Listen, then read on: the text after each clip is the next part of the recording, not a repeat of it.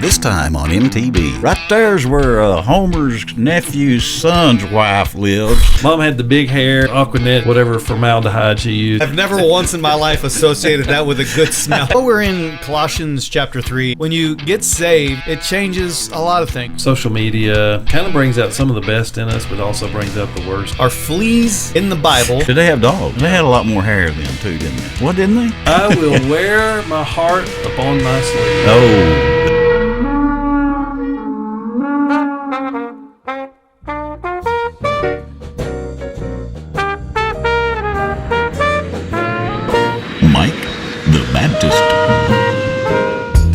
Hey, welcome to Mike the Baptist. What up, Mike? What up, Jason?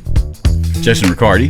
Hey. Now that you brought it up. I did. Nice to see you. Nice to see you too. Hey, Steve Jones over there. I'm waking up. I'm getting there. Nice to see you. He was just yawning. These early mornings are killing me. Well, yeah, it happens. We tape these at 1 in the morning. I mean, what time's this thing? It comes on like at 5 a.m., doesn't it? Who knows?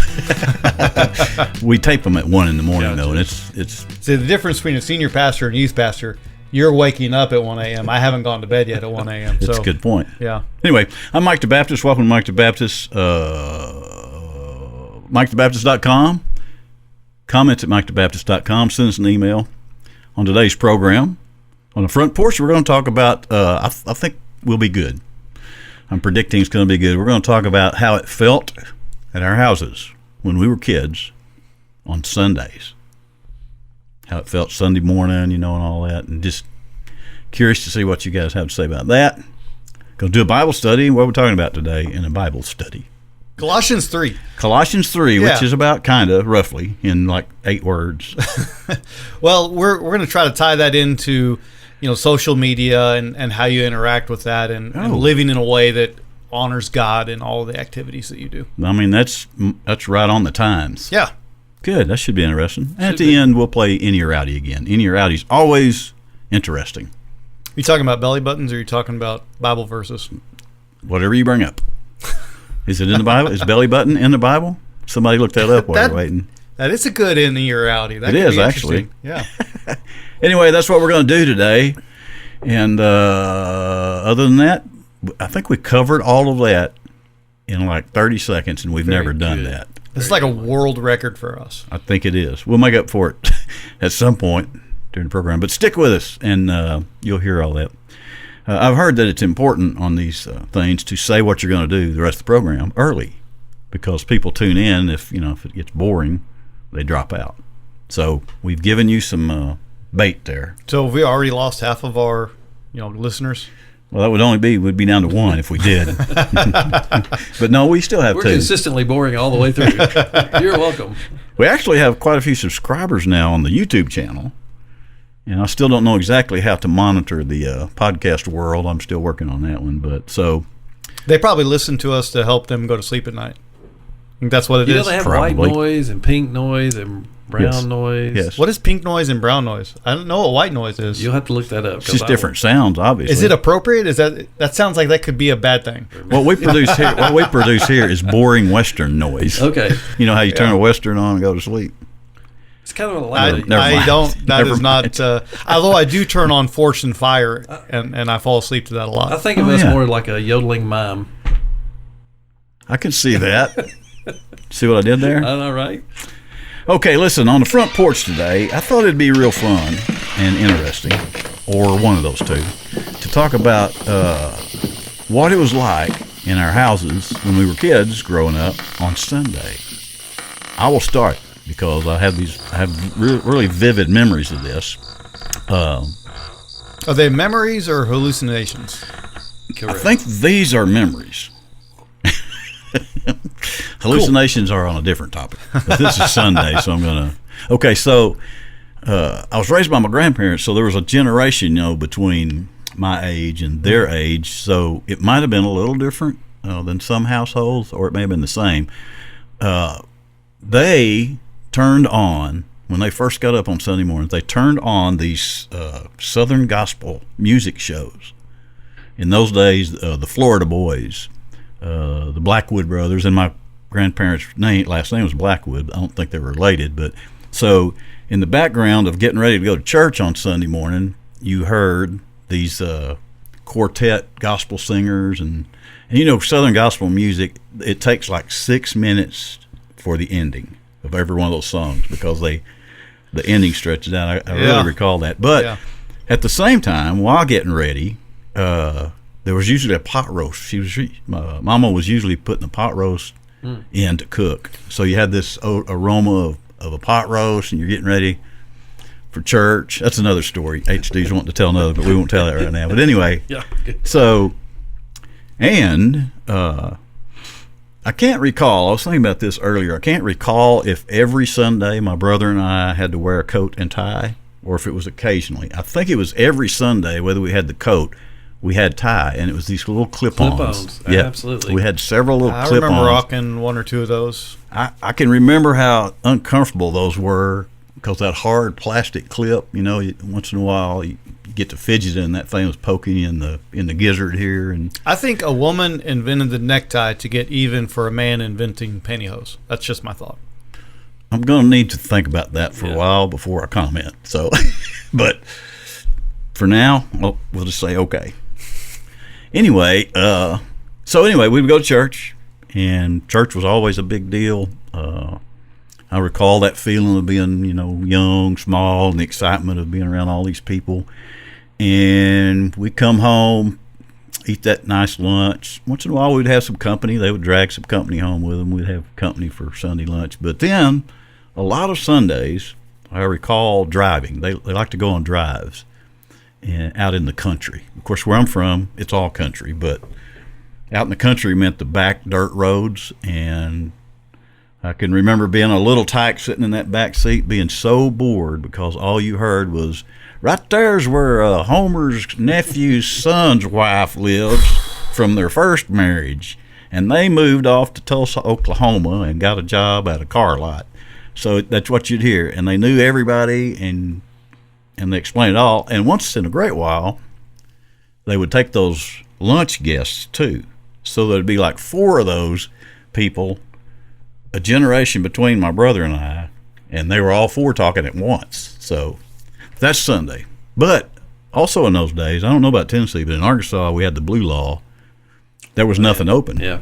So you didn't go to stores and restaurants and all. You had to do something, and so that's what we all did. Sunday mornings. Very good. Interesting. Yep. Thank you, Jason. What you were describing sounds a little bit like my mom's parents. That was what their entertainment was. They'd drive around and talk to one another. But as far as Sundays for me, so long story short, my dad either didn't get saved or he did not start living in that relationship with Christ until after I graduated from high school. So when I was growing up, there wasn't a whole lot of church in my family. I mean, we would go to church every once in a while. I remember before, when we originally lived in Killeen and then we moved to Colorado, we didn't go a whole lot. And in fact, every time that we did go, if we had a good service, it was almost like an inverse relationship.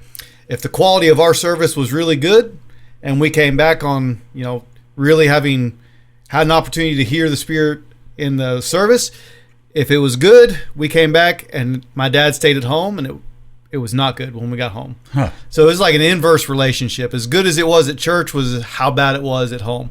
If it was a meh service, we'd come home and it'd be fine. So that went on for a little while when I was, I don't know, it would be my mom, my brother, and I going to church, and then my brother got his license, and so my mom dropped off because of how bad it could get at times when we would come home from church. So she started staying home with my dad. And so then it was just my brother and I going, and then he got married the day after he graduated from high school. And so then it was just me going to the church by myself. So the Sundays were never really anything big in my household. It was the day my dad would sleep in a lot and then do some moonlighting, working on cars and stuff like that. Mm-hmm. Very rarely did we take vacation. So it was nothing exciting that we ever did, but the change really happened when my dad got saved and started living in that relationship with God. And he started going to church, and then my mom was going back to church again. And I was already off doing my own thing at that point. My brother was married, but it was fun to see my dad change. But Sundays were never special. Was there a special odor on Sundays yes. that you smelled Oh, yeah. on Sunday at your place? Even if you weren't going to church, was there like did No. they do a special cooking that day or anything? No, not usually. Huh. It was just another day growing up for me in my house. Interesting. Yeah. All right. HD? Y'all are weird. Well, yes, but you knew what you were getting when you walked He in. listens to Southern gospel people on Sunday morning. I watch the Three Stooges on Sunday morning. So, I do remember that. You're talking about now, Yeah, though. well, I see that when I get to church. So Dad was always up and early, and maybe had to go check the cows or whatever, and get reading his Bible and getting ready for church. Mom was always late, grabbing pantyhose that she had thrown over the chair the night before, and it's just when my mom came in the door, she just kind of undressed on the way to the bedroom. It was just like stuff. Thanks, Mom. Stuff would come off, and just like shoes here. This conversation took a turn. No, I mean it wasn't. Yes. It wasn't inappropriate. It was I know what you're talking about. It was a Yeah. process. Yeah. So then Sunday morning it was like, where did I put this? Where did I put that? My younger sister, she was probably still in the bed or maybe grumpy. So I'd go get my bowl of cereal and go sit down and watch the Three Stooges, and then I was mad because we had to get ready to go to church.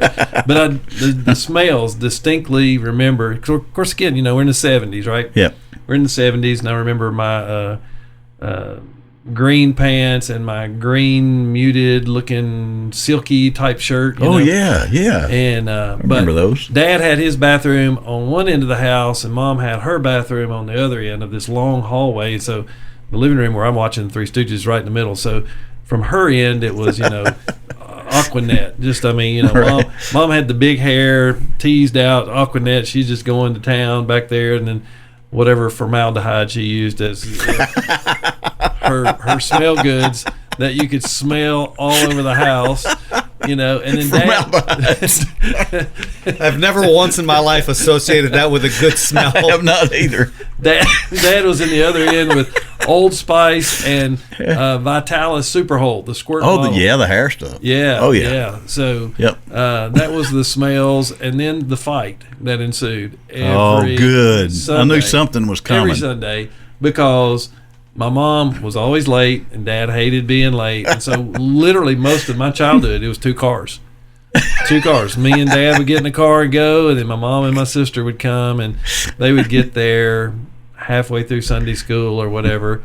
And the other thing I always remember on Sunday is my sister. You could set your watch by the moment in the service when she had to get up and go to the bathroom. And even people would go, "Why does your sister? Does she have a problem?" And I'm like, she's bored, I guess. I don't know when she get up and go to the bathroom all the time. So, yeah. Have you ever asked her about why she would do that at that point in time in the service? No. I wouldn't ask her now. I mean, I'm just saying. I'm just hoping she's not a listener.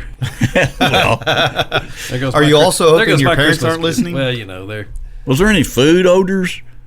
I have these fond food odor memories, but Yeah, I'm not hearing food odor We had the memories. crock pot stuff going Oh, okay. on. All right. Yeah. Yeah. But Your description is exactly what I would have expected from your family. Exactly what I right, would have expected. right. And okay, interesting. who was that preacher? Rex Humbard? Was that? Yeah. Yep. Rex Humbard was. Yes, because they on occasion would come on before you would leave for church too. Yeah. Rex Humbard. I hadn't thought about him in a long I'm time. going to ask the question that most of the audience is probably thinking. Yes. Who? Right. He was one of the old original TV preachers. Yeah. Okay. There was a handful of them. That may have just kind of been getting going back in those days where, later on they all kind of took a televangelist. strange turn. But The televangelist. I remember Rex Humbard being a serious guy, though. Mm-hmm. Not like some television. Not like Benny Hinn or something like that. Yeah. I remember him as being an actual serious guy. But yeah, I hadn't thought about old Rex Humbard.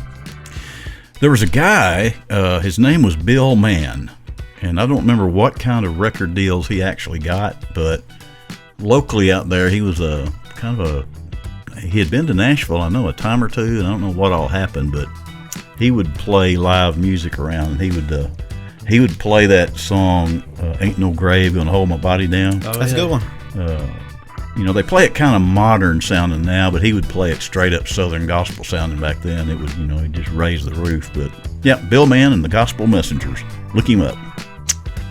Sunday mornings, that was good. I would like to invite you, if you're watching on YouTube, you're seeing me getting my hand in front of the camera.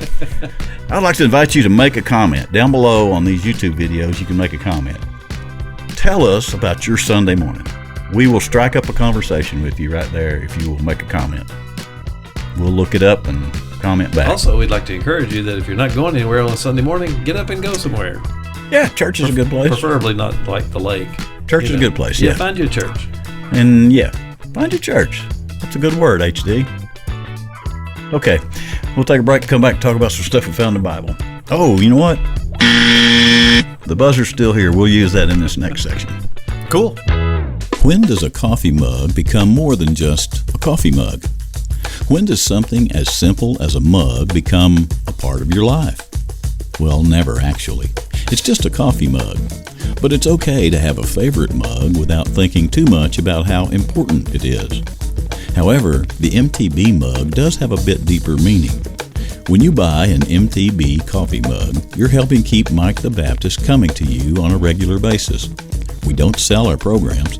We just make them and send them out, hoping you get a little joy and meaning out of the fun, and that somebody out there happens to hear or see it who really might need it that day. It's that simple. Consider visiting MikeTheBaptist.com and purchasing a mug for yourself or as a gift to someone. We promise to pay our light bills with the money and to keep cranking out Mike the Baptist programs for you. MikeTheBaptist.com. You can order the coffee mugs there, 11 or 15 ounce, and now available in left-handed. You're welcome. Hey, we're back. Speaking of the buzzer. Buzzed on Mike the Baptist. Catch your buzz on Mike the Baptist. Speaking of the 70s and other, anyway. Other things we've forgotten. I do like for when we talk that we don't get too churchy, because I think that bores some people, to be honest with you. Yep. Because in our churchy groups, we hear it all the time, so it doesn't really bother us. And I don't know that it really bothers people that aren't soaked up in church all the time, but I think it's harder for them to listen to a conversation about stuff that's in the Bible. So it's like us going to Comic-Con. We'd be really confused about what they're really all excited about. You know what? It's kind of exactly like that. So anyway, we have the buzzer, and if we get too churchy, I'll buzz us and bring it back to earth. And so it's like my old publisher friend Bob Millsap said, Jackson, you need to write a song like you're writing it for a rock to understand. I thought, okay. What are we talking about today? Well, we're in Colossians chapter 3, and the big idea in Colossians chapter 3 is how you put on the new self. I don't know about you guys, but there's something about, you go shopping and you get a new set of clothes for some sort of nice new experience or whatever you're having, and you just put those on. You feel different, right? For me, we did go to church at Easter. Why are you buzzing? What I do? Because of that shirt, it's confusing my mind. The shirt Jason has on has these big, huge stripes, and I'm trying to look in his face, but that's what the buzz was for. But I'm sorry. Carry on. It was to hit reset on your brain or something? Carry on. Yeah. Like Easter was one of those things. So my mom would always get Easter clothes for us. It was one of the few times that we for sure did go to church on Sundays. Mm-hmm. And so we get these Easter shirts on. And as a kid, I hated it because I was like, I got to dress up. This is awful. But as you get older, you begin to, this is nice, and you feel good and everything when you put on those new clothes. And it's sort of like that sometimes in your relationship with God. When you get saved, it changes a lot of things. It changes your outlook, and you begin to put on new actions, new activities. You begin to put new thoughts in your mind, new feelings and emotions in your heart, and you just begin to see things differently. In fact, one of my favorite verses of the Bible is Colossians 3:17 and also 3:23, and they say similar things, but whatever your hand finds to do it as if you're doing it for the Lord and not for man. Okay, so, wait a second. Yeah. Number one, what does get saved mean? Get saved? Well, I mean, it's a basic question, but yeah, a good analogy is. There's a reason I'm asking this. Okay. Yeah. A good analogy is, let's say you're on a boat and it capsizes and you're in danger of drowning. Okay. If somebody throws you a life preserver and they drags you into safety, that's getting saved. Okay. You're drowning and you would have died on your own account. And so when you get saved, it's sort of like Christ does that for you. Okay. And in fact, Scripture actually says that you're not drowning, you're already dead. You've already drowned. And so what Christ does is when you get saved is he comes in and he literally will revive a dead soul and bring it back to life. Keeps you from perishing. Yeah. Not just, Okay. physically, we can get confused about this because sometimes you think, well, I'm alive. Like, Yes. how do I get a new life? I'm Right. already alive. Well, This is why I'm asking about this. yeah. So it's not so much that a physical life that we're worried about. We're talking about the spiritual level. Gotcha. And there's a part of you that will live beyond whenever your body dies. So what you were leading up to just now is you're saying that you put on this new and you do things as though you're doing it for the Lord. And that's where Yeah. I stopped you because, one, what does it mean to be saved? So you kind of cleared that up in a way. Mm-hmm. But then how do you do things for the Lord? I mean, he's out there somewhere, and what does he need you to do for him? You know what I'm saying? Well, in the context of social media, I think is a really helpful way of kind of thinking how this can make an impact and a change in your life. So, what would Jesus post? What would Jesus like? What? That's still How do you utilize- WWJD. No, WWJP. That's a whole different thing there. Yeah. Sorry. What are you going to use your platform for? Are you going to use it strictly for yourself, or are you going to use it to glorify the name of God, like make God famous, or are you just out there trying to make yourself famous? And so I think there's really one of the things that it does is you begin to see all the things that you do through the lens of how you can bring honor to God, rather than just bringing honor to yourself. And so you begin to recognize and realize that you're made in the image of God, on purpose, for a purpose. God has made you to bring honor to him. And so you really begin to reevaluate your things. Whatever it is that you do with your life, do it as well as you possibly can, but do it to the glory of God, not for yourself. Utilize the platform that you've been given. I tell students all the time, you play on these sports teams. Why? And we're like, well, I think basketball's fun. Okay, that's great. That's a great reason to play, but take it a step further. Who are you playing for? Like, are you playing to bring honor to yourself so that they start chanting your name from the stands? Or you can do it in such a way that you turn that back around and say, the only reason I'm able to do the things that I'm able to do is because God made me this way. And so I'm going to do this in a way that honors him. Okay.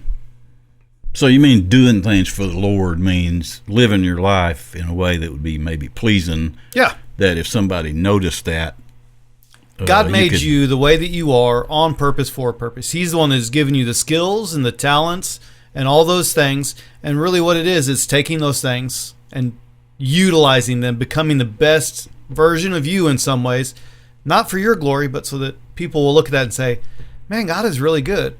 Okay.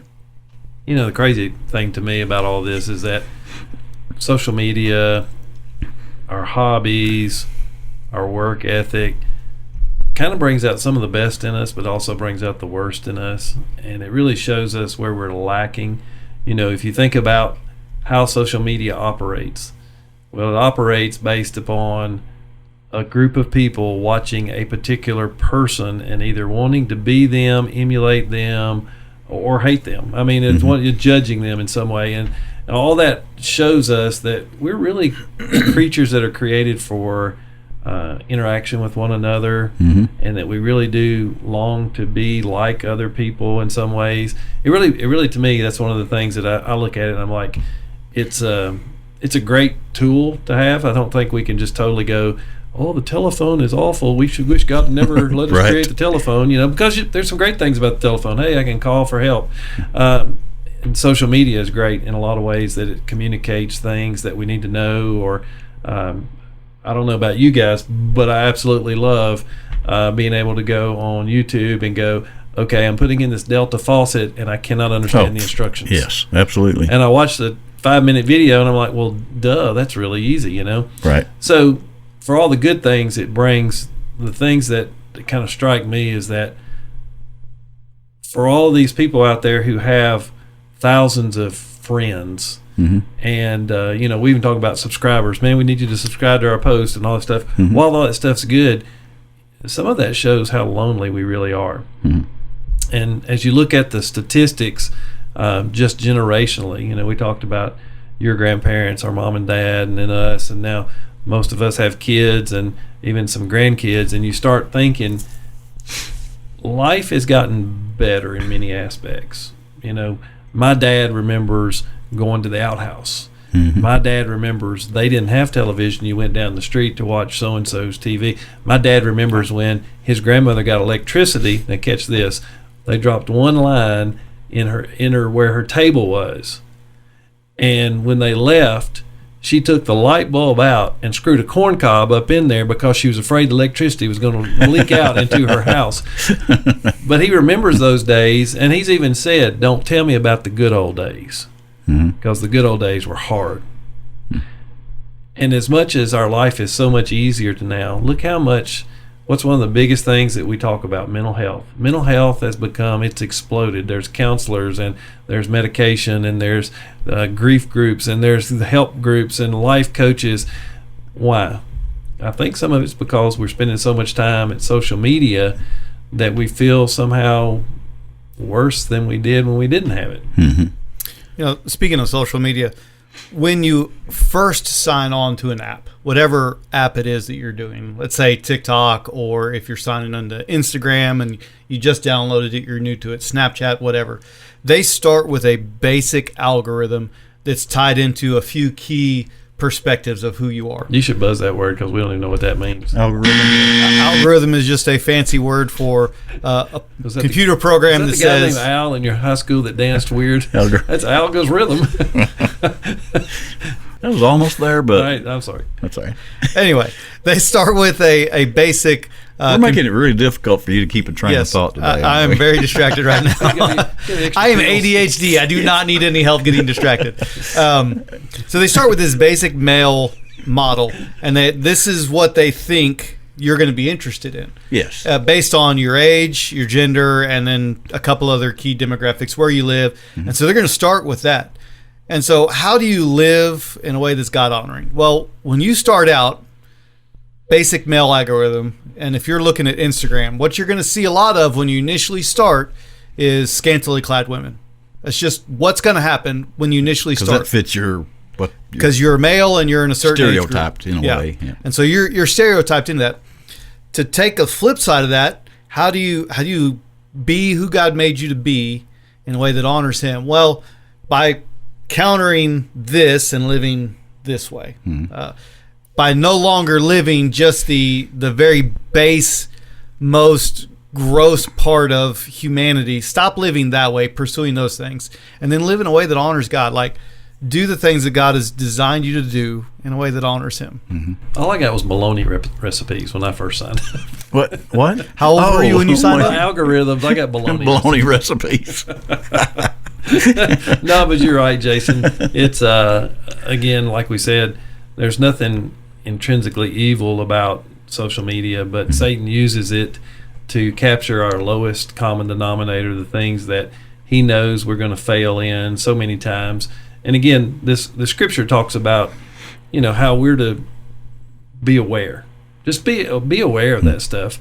I can tell when I'm scrolling through too much, it's like you almost feel like you've wasted your part of your life. Mm-hmm. Whereas if I go outside and mow the grass, you feel good about that. It's like, hey, look what I got done. And so I think it's just a reminder that this Colossians passage is really talking about have some wisdom, and I think balance. Mm-hmm. I can hit something on Google and go, where is that in the Bible? It says this, and mm-hmm. you can find that out. But I hate at the same time that stuff pops up that you didn't want to see. Right. And sometimes you get stuck in that.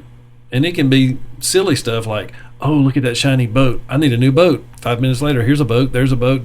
20 minutes later, oh, man, I can't afford your this apps boat. really are listening Right. to you, just in case you're Right. wondering. Absolutely. They absolutely are, yeah. Yeah. From the flip side of that, it's easy to see how they generally start. It's like they're fishing. They're just throwing out whatever kind of bait usually is successful. It's easy to see how you can navigate away from those ones that bait that that you should not be anywhere near. Mm-hmm. But then the flip side of that is it's not just that you need to avoid the bad things, that you need to pursue the good things. And so it's easy to say, yeah, don't look at things you shouldn't be looking at. Don't be doing things you shouldn't be doing. Pursue the right things. But studies show that if you spend too much time looking at a screen, your brain can actually literally begin to turn to Swiss cheese. Like it begins to age and begins to look like Alzheimer's brain. It's crazy. And so it's there's an element of it. Yeah, we need to avoid the bad things, but you also need to limit the bad things by pursuing the right things. Right. And it's real easy to sit down at the end of a day. I'm sure you guys feel the same way. You're tired from work, you're exhausted, and to just sit down and just mindlessly scroll through things. Yeah. One quick video after another, searching on Facebook Marketplace for whatever it is that you want, watching the next TikTok video, scrolling through Instagram, Snapchat. If you're under a certain age, you're probably doing a lot of that. But it's easy to mindlessly do that. But what you're doing is you're training your brain to only be able to process things in 30-second bites. And then if it takes longer than 30 seconds to process, your brain can't handle it. So we're training ourselves to not be able to think deeply. But you're also training yourself to never be satisfied, because human always wants more, a little bit something else. When you get something you think you want, a human's just geared to. And so that's the real danger with the internet and social media, is there is no end. You could spend the rest of your life just doing that and never see and hear everything. And how many people get stuck in that? And you see on TV shows or newscasts, and they kicked in the door and arrest some guy, and there he stands in his jumpsuit or running pants, and he's been in front of his computer for hours upon hours every day, and doing things that aren't helpful to him or to society in general. I was thinking through this whole process. Y'all remember the movie Pinocchio? Yeah. I remember the story. I don't know if I ever saw a movie. We've got to get you. I don't get out much. I know, right? But you've got that scene in Pinocchio where they're enticed to go to the fun land, and there's candy, and there's rides, and at the end of it, all these young boys are turned into donkeys, and the donkeys are being sold, to the marketplace type thing. And that's kind of what I think computers in general can cause us to just get sucked in. And again, you may not go on there to look for something negative, but you find yourself, and I'll say, even if it's not just, people go, oh, you're on there looking at pornography. Well, what about getting on there and getting in political arguments?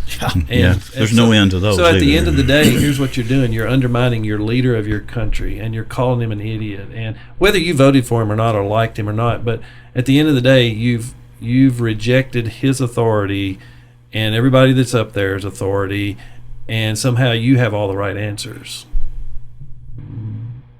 But do you really? If you were there, would you do a much better job, Yeah. And really what happens is the same company is feeding both sides of the equation. Oh, absolutely. And they don't care about whatever your political perspective is. That's true. They just want you on there using it. They just want you on there for clicks. Yep. And so they will feed you whatever you're going to click on. Yep. And so you have to just be careful, guard against that. Whatever your hand finds to do it as if you're doing it for the Lord. Man, sometimes students are oftentimes the worst of this. They will get sucked into video games. They'll get sucked into whatever app, because your brain is triggered by visuals, and your brain is triggered by instant gratification, and those apps are designed to give you visual stimulation and instant gratification, whatever that gratification is. You've got to train yourself to actually limit the amount of time that you're spending doing that, because you will waste away. What does all this have to do with the original scriptures that you read? Whatever your hand finds to do it as if you're doing it for the Lord. Okay. That's one of those churchy phrases that you could say real easy and just go on and never even think about it, which is why I stopped you earlier. I wanted to think about that. Do it for the Lord, because that sounds real. It sounds real churchy. Yeah.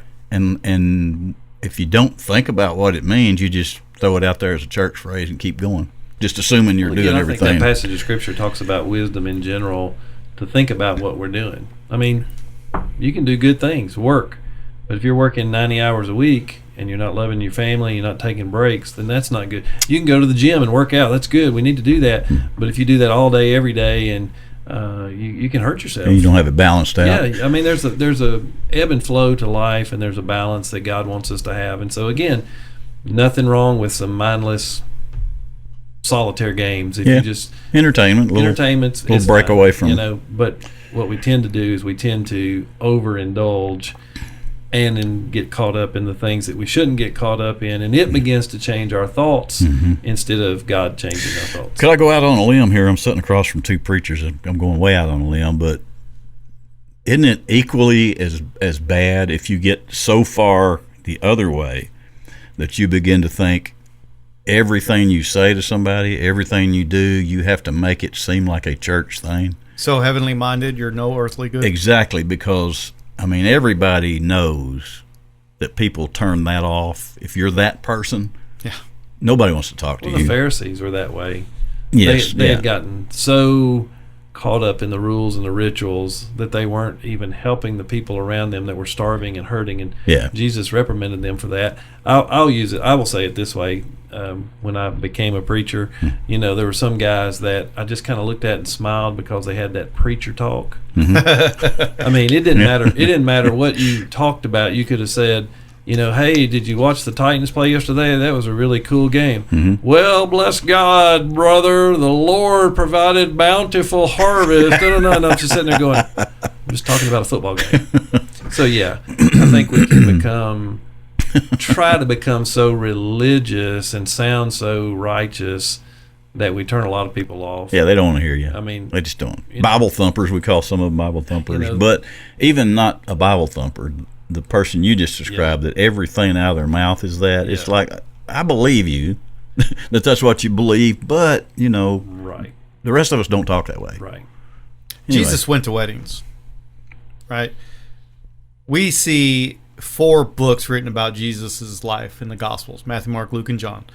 But in that, we see there's a lot of downtime for Jesus, and he's not always talking about, just he's not always talking to churchy answers. He was just talking with his peeps, right? Yeah, pulling pranks on those guys. Right. Well, I mean, I'm just saying.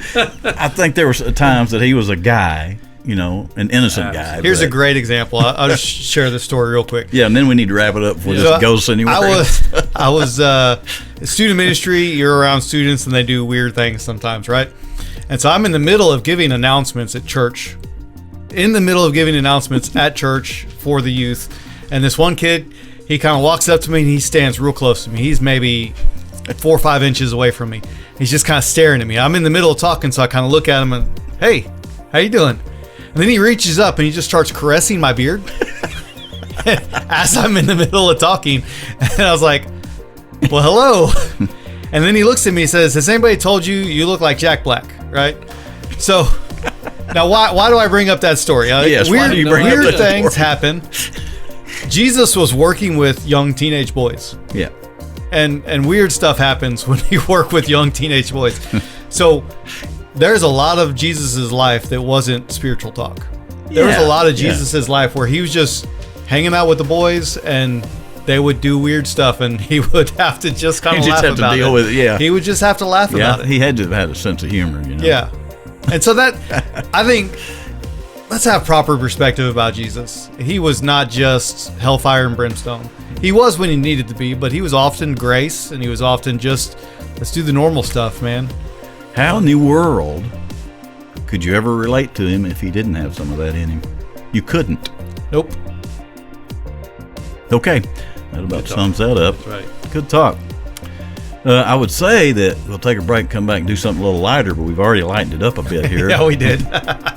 We'll still take a break, come back, talk about stuff we found in the Bible. We talked about being saved at the first of it. I always like to talk about that, but I think you covered that really good at the first of this. So, Inny or Outty, coming right up. Good times. Hey everybody, it's time to play America's almost favoriteest new game show, Inny or Outty, where we challenge our guests to figure out if a phrase we give them is actually in the Bible or out of the Bible. Sharpen your wits, guest. You're about to be in the hot seat of Bible stuff, because you're the next contestant on Inny or Outty. Here's Mike. I always look forward to Inny or Outty. That's the end of the statement. I mean, I could go on a lot about it, but It's fun-ucational. it's fun-ucational. It's educational. It is fun. educational, and it's humbling. It is humbling. Yes. I think more than anything, it's a little bit humbling. It's funny, but humbling. It's fumbling. That's the way we normally answer. We fumble through them. Today, Jason is in the Yeah. hot seat, and HD is in the hot seat, and I'm going to be a guinea pig either way. Bring it on. Okay. You want me to go first? You want to go That first? sounds good. All right. Yes. Excellent. Sounds great. So let's see how I want to phrase this. Okay. Yeah, you do want to phrase it correctly. It's a kind of a Christian program. Are fleas in the Bible? Fleas in the Bible 5 times or less? More than 5 times or less than 5 times? So you're saying they are in there, but how many? How many? In the Bible, more than 5 times. In the Bible, less than 5 times. He could have just said our fleas in the Bible, and it would have threw me off. It would have been quite a struggle. Yeah. Well, I'm giving you that fleas are in the Bible. Interesting. So that would have been a fun one on its own. But how many times are fleas in the Bible? Is it in there more than 5 times, or in there less than 5 times? Well, you gotta say one of them, because we got to say that's either in here or outy. In 5 times or more, or out? No, 5 times or more. no. Here, let me start over. You got to say fleas are in the Bible more than 5 times, and then we'll say that's an inny or an outy. Okay. Fleas are in the Bible 5 times or more. Well, at least 5 times Yeah. or more. At least 5 times. Okay, that's closer. Well, it's confusing because, okay, Because you're tired? I don't remember flea circus in the Bible. I'm trying to think That's of. not in there. Well, I I'm can trying to think of guarantee. references that would. Flea collars, No, I don't recall that. tick and flea, Nope. dog medication. No, I don't remember. Oh, wait a minute. Well, the word flea is in there, but you're talking about the actual little annoying Is it in bug. the Bible Not like says if runaway you lie- flea, like the parasitic insect. Yes. Like you lie down with dogs, you get fleas. Is that in the Bible? I don't know. That's That kind might of be a good interesting, one though. right there. You know, it could very well be. It sounds biblical. Did they have dogs? Oh yes. They did have dogs, like Yeah. pets. Well, Did people Not then like have? what we have pets today. they're not pampered pets. They're like wild coyotes that No, hung I mean, around. they had, Had pets. didn't you watch the 10 Commandments? Moses had 2 dogs with No, I him. don't watch movies. Zendor and Zephyrath. Come on, I don't know what their name. I'm just shocked that fleas is in there. I didn't know that. I'm thinking less than 5 times because I think it's kind of an obscure. Oh, I'd definitely go with you on that. I think I would come to a quick. Because it's kind of not, you don't think about them being on the ark. Did they drown? Huh. Maybe they were on the ark because they had Well, I mean, they rode in. rode in on the hippopotamus. They had several strains of their family. Yeah. Probably. Yeah. I'm with you. I would say. So the question is, 5 or more was the it's an question. outy. I would say that's an outy. I would say it's less than 5. Right? Is that what we're saying? Yeah, that sounds great. So our answer is that's It's an an outy. Jason. The correct answer is twice. Ooh. Hey, it's a guys- win. you guys Yes, it's a win. win. And it's interesting. They're within a couple of chapters of each other. Will you Job? tell us? No. We need to know. Job didn't have fleas? Job did not have fleas. I bet he did. Job himself? Yeah. It's not I referenced mean, in he Job. scratched himself with pottery. He might He have had been sores. afflicted by them, but They had a lot more hair then too, didn't they? What didn't they? I mean, they don't. This is not evolution. Yeah, but they didn't have like a beauty shop that they could run to every week. oh, Samson well, did. I mean, So I'm thinking they just let it go. Anyway, maybe they did have knives. There's no manscaping, is what you're saying. yes.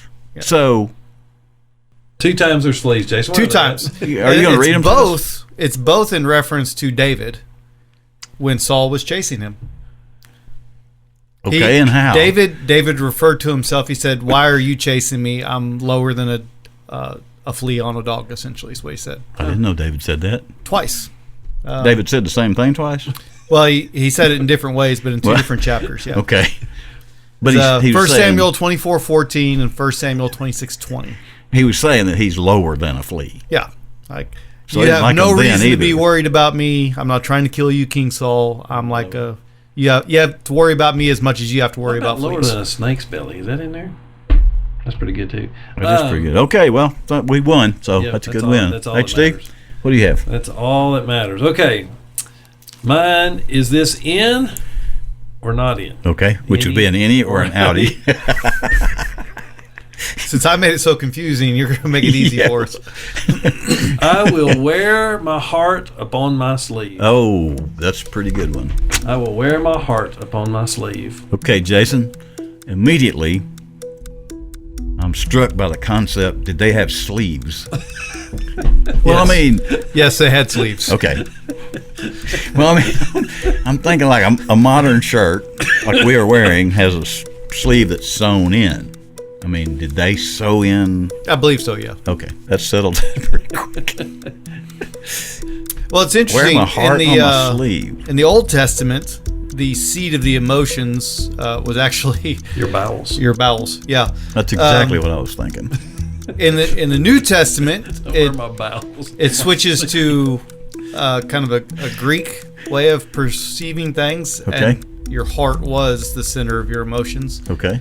But I cannot remember heart being on your sleeve being in there at all.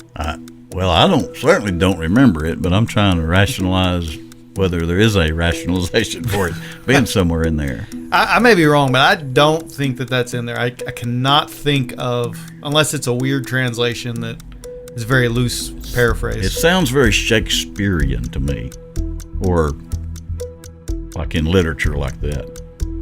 Wear your heart on your sleeve. Yeah.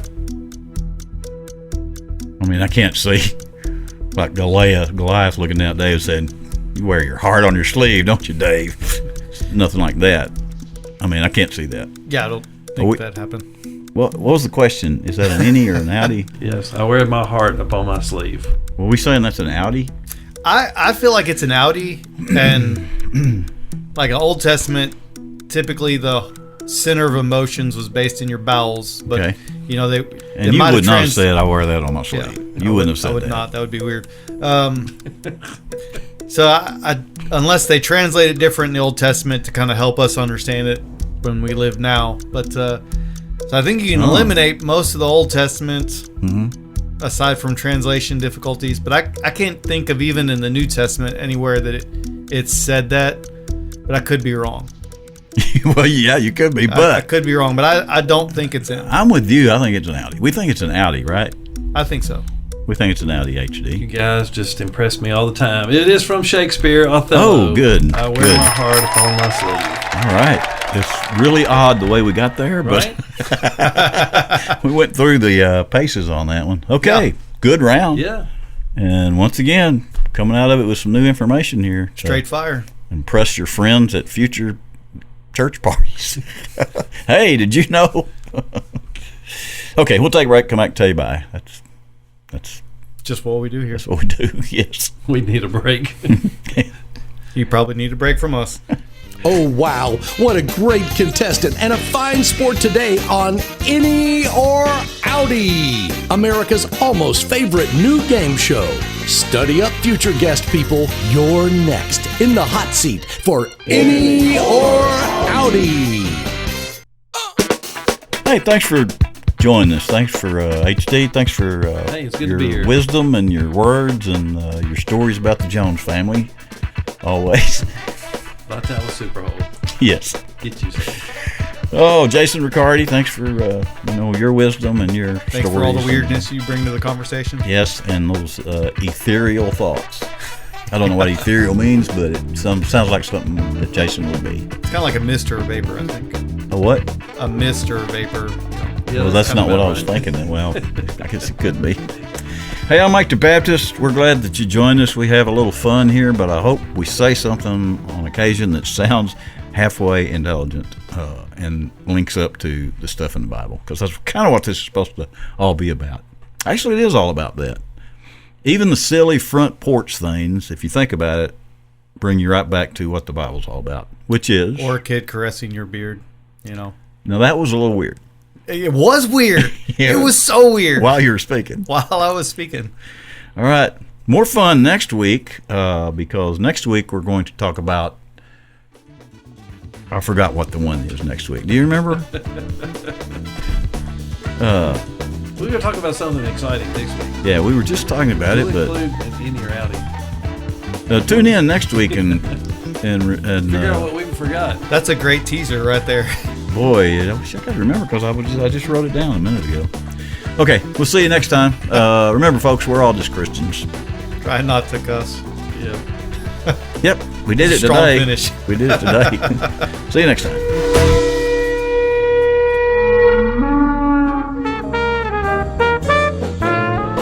Mike the Baptist.